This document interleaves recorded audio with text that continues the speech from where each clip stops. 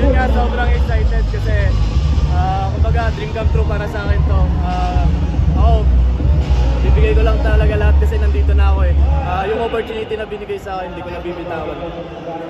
Ano yung iniisip mo magiging pinakamalaking adjustments mo na papasok ka na sa pros?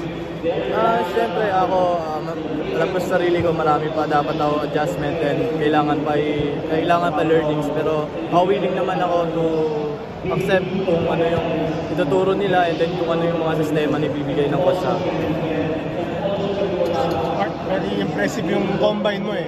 Sabi mo, hindi mo matadala mo yung speed mo at saka yung taas ng talon mo sa PBA. Kumbaga nakikita ko naman sa team na nag-drop sa akin na kumbaga nandun naman sila eh, yung run and gun ano nila, pero nandun naman, pero like yun nga yung adjustment na sinasabi, kailangan mo lang mag-adjust kung paano maglaro as a pro in the PBA kasi alam naman natin slow pace yun.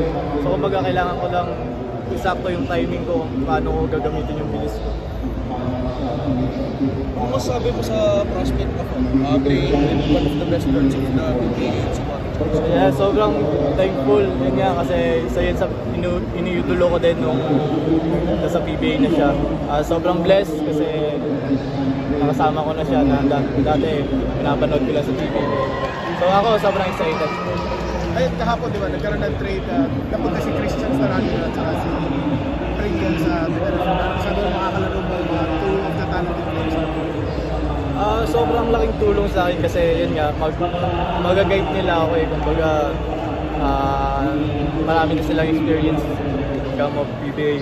So kumbaga ako, willing ako to accept kung ano yung mga ituturo ng mga mas matatanda sa akin.